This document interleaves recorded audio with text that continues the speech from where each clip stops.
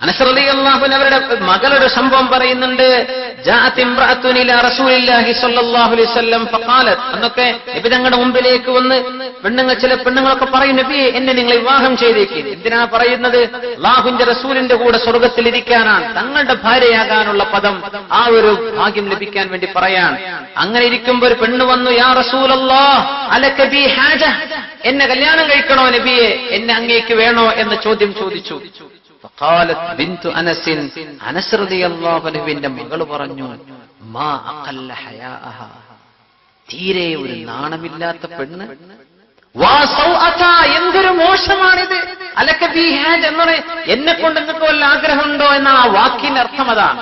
അതുകൊണ്ടായി അനസ് റളിയല്ലാഹുവിന്റെ മകൾ പറയാണ്, വാ സൗഅത മാ അഖല്ല ഹയാഅഹ, ലജ്ജയില്ലാത്തൊരു പെണ്ണ്, എന്തൊരു മോശം പറഞ്ഞപ്പോ വാപ്പയായ അനസ് ഇബ്നു മാലിക് റളിയല്ലാഹു അൻഹു പറഞ്ഞു, ഹിയ ഖൈറും മിൻകി, നിന്നെക്കാളൊക്കെ ഖൈറാണ് പെണ്ണെ. ആ പറഞ്ഞ പെണ്ണ് നിന്നെക്കാൾ ഖൈറാണ്. സ്വന്തം മകളോട് പറയാണ്, റഗിബത ഫിന്നബി സ്വല്ലല്ലാഹു അലൈഹി വസല്ലം ഫഅറളത അലൈഹി നഫ്സഹ, അല്ലാഹുവിന്റെ റസൂലിനോട് ആഗ്രഹം തോന്നിയിട്ട്, അല്ലാഹുവിന്റെ റസൂലേ നിങ്ങൾ എന്നെ കല്യാണം കഴിക്കുമെന്നല്ലേ പെണ്ണ് ചോദിച്ചിട്ടുള്ളൂ.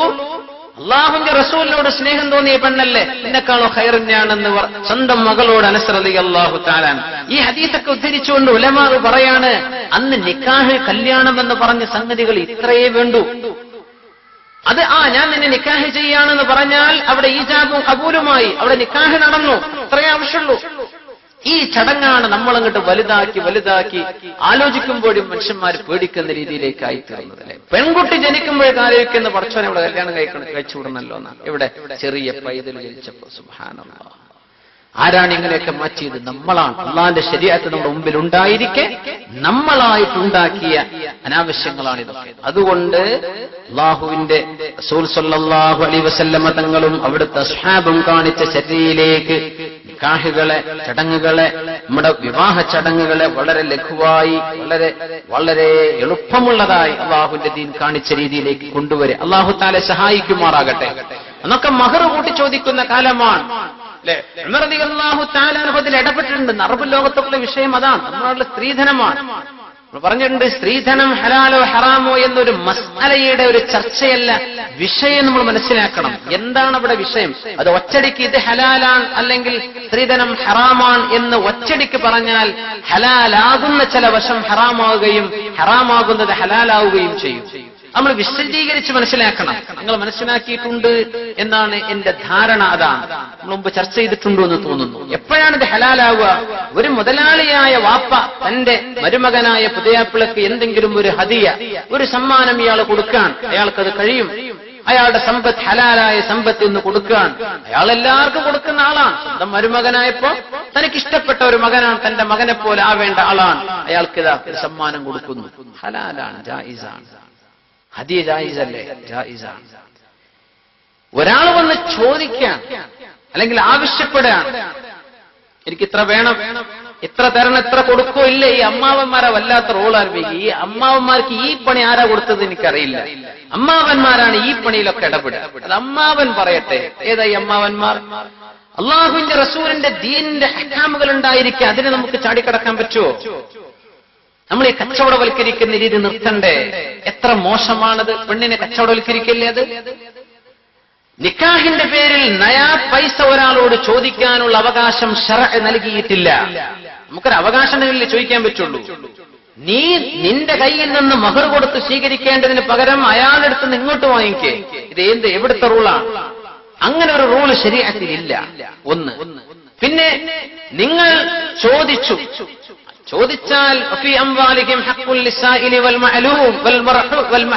അല്ലേ, ദരിദ്രന്മാരായ ആളുകൾക്ക് ചോദിച്ചു വരുന്നവർക്ക് നിങ്ങളുടെ സമ്പത്തിൽ അവകാശമുണ്ട്. ഇതൊക്കെ പറഞ്ഞ ആൾക്കാർ എന്തൊക്കെയോ ഫിത്തിനൊക്കെ പറയും. ചോദിച്ചവന് കൊടുക്കാൻ പറ്റുന്നത് യാചകന്മാരെ സംബന്ധിച്ച് പറഞ്ഞ ആയത്താണ്. യാചിച്ച് ചോദിച്ചു വരുന്നവന് നീ കൊടുത്തോ എന്നതിന്റെ അർത്ഥം. ഇതിനർത്ഥം ചോദിച്ചാൽ നിങ്ങൾ കൊടുത്തോളൂ. സുബ്ഹാനല്ലാഹ്, അങ്ങനെയൊന്നും അർത്ഥം വെക്കല്ലേട്ടോ. അതിനൊന്നും അങ്ങനെയല്ല അർത്ഥം. അതല്ല ഖുർആന്റെ കോണ്ടെക്സ്റ്റ് മനസ്സിലാക്കാതില്ല. ഇവിടെയാണ് ചർച്ച വന്നത്. ഒരു മനുഷ്യൻ നിർബന്ധിതാവസ്ഥയിൽ ഒരു പിതാവ് കൊടുക്കാൻ തന്റെ മരുമകൻ ഇത്ര ആവശ്യപ്പെട്ടു, അവന് ഇത് വേണം അത് വേണം, അറയുടെ സെറ്റപ്പ് ഇത്ര വേണം. നമ്മുടെ നാട്ടിലൊക്കെ ഒരു പത്രം ഒരു റിപ്പോർട്ട്, ഒരു റിസർച്ച് നടത്തിയിരുന്നു വിവാഹ മോചനങ്ങളെ സംബന്ധിച്ച്. ഞാൻ അത്ഭുതപ്പെട്ട റിപ്പോർട്ട് കണ്ടപ്പോ, അറയുണ്ടാക്കിയപ്പോ, അറക്കാരായ ആളുകളുടെ പ്രദേശങ്ങളൊക്കെ അറയ്ക്ക് മരം അടിച്ചു കൊണ്ടുവന്നപ്പോ അവിടുത്തെ ഫർണിച്ചർ മരത്തിന്റെ തേക്കിന്റെ ഡിസൈനേ ഉണ്ടായുള്ളൂ, ഒറിജിനൽ തേക്കല്ലായിരുന്നു. അതുകൊണ്ട് ഇവിടെ വേണ്ട. സുബ്ഹാനല്ലാഹ്. ഒരു അഡ്വക്കേറ്റ് എഴുതിയതാണ്. അദ്ദേഹം ഒരു കേസ് ഡീൽ ചെയ്തപ്പോ പ്രശ്നം ഇതായിരുന്നു, തേക്കിന്റെ ഡിസൈൻ കൊടുത്തിട്ടുള്ളൂ. കണ്ടല്ലോ, കോൺക്രീറ്റിനൊക്കെ മരത്തിന് ഡിസൈൻ കൊടുക്കൂലേ? സുബ്ഹാനല്ലാഹ്. അപ്പൊ തേക്കല്ലായിരുന്നു മരം, അതുകൊണ്ടത് ഞങ്ങളൊന്ന് ചീപ്പാക്കിയില്ലേ. എന്താണ്, ആരാണ് ഇവർക്ക് ഇസ്സത്ത് കൊടുക്കുക? അള്ളാഹു കൊടുക്കാത്ത ഇസ്സത്ത് ആര് കൊടുക്കും? അള്ളാഹു ഇസ്സത്ത് കൊടുക്കാൻ വിചാരിച്ചില്ലെങ്കിൽ ആര് ഇസ്സത്ത് കൊടുക്കും? സുബ്ഹാനല്ലാഹ്. അതിന്റെ പേരിൽ ഇതാ ത്വലാഖ്, എന്തൊക്കെയാ വിഷയങ്ങൾ. അപ്പോ ഇമാമന ഗസാലി റളിയല്ലാഹു അൻഹു ഇവിടെ ഒരു വിഷയം സൂചിപ്പിക്കുന്നത് ഇതാണ്: ഒരു മനുഷ്യന്റെ ഒരു സ്വത്തും ഒരാളുടെ തൃപ്തിയില്ലാതെ ഉപയോഗിക്കൽ ഹലാലല്ല, അനുവദിക്കപ്പെട്ടതല്ല. മനസ്സിലാക്കണം. നിങ്ങളുടെ തൃപ്തിയില്ലാതെ ഒരു ദിർഹമോ അര ദിർഹമോ അതിന്റെ പകുതി അതിന്റെ ഒന്നും നിങ്ങളുടെ സമ്മതമില്ലാതെ എനിക്ക് ഉപയോഗിക്കാൻ പറ്റൂല. എന്റേത് നിങ്ങൾക്കും. ഏതൊരാൾക്കും മറ്റൊരാളിന്റേത് അയാളുടെ തൃപ്തിയില്ലാതെ ഉപയോഗിക്കാൻ പറ്റൂല. ആ ഹദീസ് വളരെ വ്യക്തമാണല്ലോ, വളരെ വ്യക്തമാണ്. ഒരാളുടെ തൃപ്തിയില്ലാതെ റിളയില്ലാതെ ഉപയോഗിക്കാൻ പറ്റൂല. ഇനി നിങ്ങൾ പറഞ്ഞു തരും, സ്വന്തം താമസിക്കുന്ന പുരയിടം ആള് വിൽക്കാൻ. എന്തിന്? സ്വന്തം മകളെ കെട്ടിക്കാൻ. എന്നിട്ട് ഇയാള് പോവാണ് എങ്ങോട്ട്? വാടകക്ക് താമസിക്കാൻ. സ്വന്തം ഇരിക്കുന്ന പുര വിറ്റാലുണ്ടോ ആ പൈസയ്ക്ക് ഒരു പുര കിട്ടുന്നത് നാട്ടിൽ? ഈ മനുഷ്യൻ ഇങ്ങനെയൊക്കെ ത്യാഗം ചെയ്ത് എന്റെ മരുമകന് കൊടുക്കുന്ന ഈ സ്വത്ത് അൻ റിളൽ ഖൽബ്, ഹൃദയത്തിന്റെ താല്പര്യം കൊണ്ടാണ് എന്ന് കോമൺ സെൻസ് ഉള്ള ഒരാൾക്ക് മനസ്സിലാവൂലേ? ആണോ? ചെയ്യാൻ പറ്റും ഇങ്ങനെ? സ്വന്തം ഇരിക്കക്കൂര വരെ വിറ്റിട്ട് സ്ത്രീധനം കൊടുക്കുന്നത് അയാളുടെ തൃപ്തിയുള്ള സ്വത്താണോ? പറ്റില്ല, ഹലാലല്ല. എന്തുകൊണ്ട് ഹലാലല്ല? അയാൾക്ക് തൃപ്തിയില്ലാത്ത മുതലാണ്. പക്ഷേ നാട്ടു നടപ്പങ്ങനല്ലേ? കുട്ടിനെ കല്യാണം കഴിച്ചു കൊടുക്കുക, ഇത്ര കൊടുക്കണ്ടേ? ഇങ്ങനെ നിർബന്ധിതാവസ്ഥയിൽ നാട്ടുകാരും മഹല്ലിലും ഗൾഫിലൊക്കെ പിരിവിട്ടിട്ട് ഒരു കുഞ്ഞിനെ കല്യാണം കഴിച്ചു കൊടുക്കാൻ എങ്ങനെയാണ് ഈ പുതിയാപ്ല ഈ മുതല് തന്റെ പേരിൽ അത് സ്വീകരിക്കുക? ആ പെണ്ണിനാണെങ്കിലൊക്കെ അൽഹംദുലില്ലാ, ആ പെണ്ണിന് വാപ്പ കൊടുത്തതാണ്, അങ്ങനെയാണ്. എന്നല്ലാതെ തനിക്കാണ് ഈ സ്വത്ത് എന്ന് പറഞ്ഞ് ഒരാളുടെ പൂർണ്ണ തൃപ്തിയില്ലാതെ ഒരു സമ്പത്ത് എങ്ങനെ ഒരാൾക്ക് ഉപയോഗിക്കാൻ പറ്റും? ഇത്ര മനസ്സിലാക്കിയാൽ ഈ വിഷയം തീർന്നു. ഇതിൽ ഹലാലോ ഹറാമോ എന്ന് സമസ്തയുടെ ഫത്വ എന്താണെന്ന് ഒച്ചപ്പാടുണ്ടാക്കല്ല. സമസ്ത ദീനിന്റെ മസ്അലയെ പറയൂ. ഹലാല് ഹലാലായിട്ട് തന്നെ പറയണം, ഹറാം ഹറാമാണ്. അപ്പൊ ഇതിലെല്ലാം ഈ പറഞ്ഞതിലൊക്കെ സ്ത്രീധനമാണ്. അവിടെ ഹദിയയായി കൊടുത്താലും സ്ത്രീധനന്നേ പറയുള്ളൂ, ചോദിച്ചു വാങ്ങിയാലും സ്ത്രീധനന്നേ പറയുള്ളൂ. ഹലാലാകുന്നതുണ്ട്, ഹലാലാകാത്തതുമുണ്ട്. നമ്മളത് വേർതിരിച്ച് മനസ്സിലാക്കണം. ഉമർ ഫാറൂഖ് റളിയല്ലാഹു അൻഹു അന്ന് മഹർ കൂട്ടിച്ചോദിച്ച സമയത്താണ് മഹാനായ ഉമർ ഫാറൂഖ് റളിയല്ലാഹു അൻഹു അലാ ലാ തുഗാലു ഫീ സദഖാത്തിൻ നിസാ, പെണ്ണുങ്ങളുടെ മഹറിന്റെ വിഷയത്തിൽ നിങ്ങൾ അധികം ചോദിക്കല്ല എന്ന് ഉമർ ഫാറൂഖ് റളിയല്ലാഹു അൻഹു വിളംബരം ചെയ്തില്ലേ? സംഭവം പ്രസിദ്ധമാണ്. فإنها لو كانت مكرمة في الدنيا أو تقوى عند الله لكان أولاكم بها نبي الله صلى الله عليه وسلم. ഇത് അള്ളാഹുവിന്റെ അടുക്കൽ തന്റെ മകൾക്ക് ഇത്ര മഹർ വേണം എന്ന് ചോദിക്കുന്നത് അറബ് രാജ്യങ്ങളിൽ ഇപ്പോഴുള്ള സമ്പ്രദായം അതാണ്. ഇങ്ങനെ കൂടിയ മഹർ മക്കൾക്ക് വേണമെന്ന് പറയുന്നത് ഒരു ആദരവ് കിട്ടാനുള്ള കാരണമോ അള്ളാഹുവിന്റെ അടുത്തുള്ള തഖ്വയുടെ ലക്ഷണമോ ആണെങ്കിൽ അത് ഏറ്റവും കൂടുതൽ ചെയ്യുക ആരായിരിക്കും? നബിയുല്ലാഹി, അള്ളാഹുവിന്റെ റസൂലല്ലേ അത് ചെയ്യുക. തങ്ങളത് ചെയ്തിട്ടില്ലല്ലോ, തങ്ങളത് ചെയ്തിട്ടില്ലല്ലോ.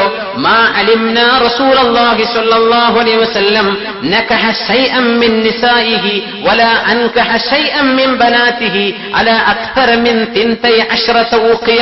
ഉമർ ഫാറൂഖ് റളിയല്ലാഹു അൻഹുവിന്റെ വാക്കുകളാണിത്. അല്ലാഹുവിന്റെ റസൂൽ കല്യാണം കഴിച്ചതോ മക്കളെ കല്യാണം കഴിപ്പിച്ചതോ 500 ദിർഹമിലേറെ കൊടുത്തത് ഞങ്ങൾ അറിഞ്ഞിട്ടേ ഇല്ലല്ലോ. അങ്ങനെ ഇരിക്കെ നിങ്ങൾ എന്തിനാണ് ഈ കൂട്ടിച്ചോദിക്കുന്നതെന്ന് ഉമർ ഫാറൂഖ് റളിയല്ലാഹു അൻഹു. സുബ്ഹാനല്ലാഹ്. നമ്മൾ ഈ സംഭവം അങ്ങനെ പറയുമ്പോ അപ്പോ ഒരു വൃദ്ധയായ പെണ്ണ് എഴുന്നേറ്റെന്ന് ചോദിച്ചു ഉമർ റളിയല്ലാഹു അൻഹുവിനോട്, അല്ലേ? അങ്ങനെ കേട്ടില്ല നിങ്ങൾ?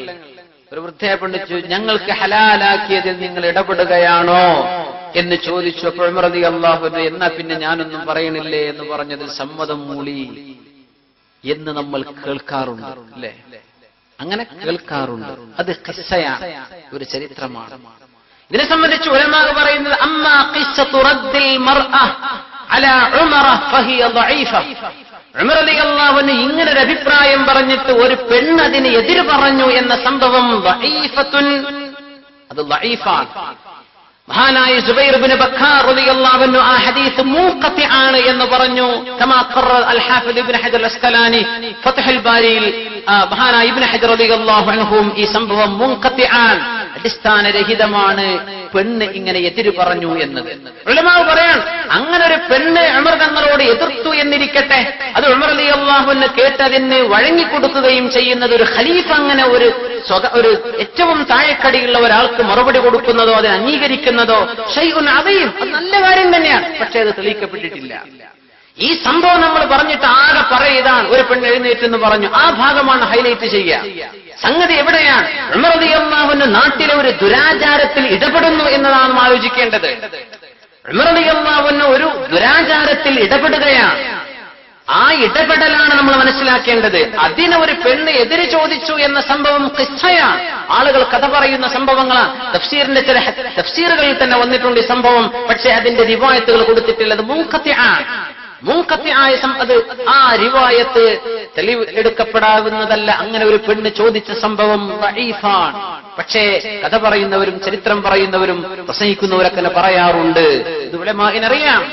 അവിടെ നമ്മൾ ചിന്തിക്കേണ്ട വിഷയം അതല്ല. ഇത്തരം വിഷയങ്ങളിൽ നിക്കാഹ് പോലെയുള്ള അല്ലാഹു തആല പവിത്രമാക്കിയ ഒരു സംഭവത്തെ കളങ്കപ്പെടുത്തുന്ന വിഷയങ്ങൾ സമൂഹത്തിൽ വരുമ്പോൾ അതിനെ ശക്തിയുക്തം ഇടപെടണം എന്ന് പഠിപ്പിക്കുകയാണ് ഉമർ റളിയല്ലാഹു അൻഹുവിന്റെ സംഭവം. നമ്മൾ അങ്ങനെയാണ് അത് മനസ്സിലാക്കേണ്ടത്.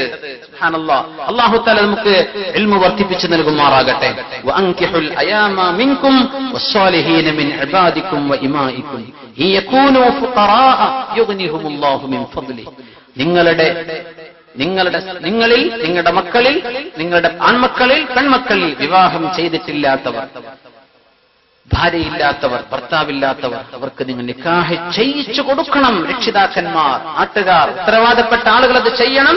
ഇൻ യകൂനു ഫുഖറാ, അവർ ദരിദ്രന്മാരാണെങ്കിൽ യുഗ്നിഹുമുല്ലാഹു മിൻ ഫദ്ലി, അല്ലാഹു അവർക്ക് ഐശ്വര്യം നൽകും. നിക്കാഹ് കൊണ്ട് അല്ലാഹു ഐശ്വര്യം നൽകും. വല്ലാഹു വാസിഉൻ അലീം. ഇൻഷാ അല്ലാഹ് അതിനെ തുടർന്നുള്ള ആയത്തിന് ശേഷം വരുന്ന 33ാമത്തെ ആയത്തും ഇതേ ചർച്ചയുടെ ബാക്കിയാണ്. ബാക്കി വിഷയങ്ങൾ അടുത്ത ക്ലാസ് ചർച്ച ചെയ്യാം. അല്ലാഹു തആല തൗഫീഖ് ചെയ്യുമാറാകട്ടെ. സല്ലു അലൻ നബി മുഹമ്മദിൻ വആലിഹി. അല്ലാഹുമ്മ സല്ലി അലാ സയ്യിദിനാ മുഹമ്മദിൻ വഅലാ ആലി സയ്യിദിനാ മുഹമ്മദിൻ വബാരിക് വസല്ലിം അലൈഹി. اللهم صل على سيدنا محمد وعلى آل سيدنا محمد وبارك وسلم عليه. ഒരുപാട് സ്വലാത്ത് നമ്മുടെ ഹബീബിന്റെ ഹളറത്തിലേക്ക് എത്തും. അല്ലാഹു എത്തിച്ചു കൊടുക്കട്ടെ. അവിടുത്തെ അല്ലാഹു സന്തോഷിപ്പിക്കട്ടെ.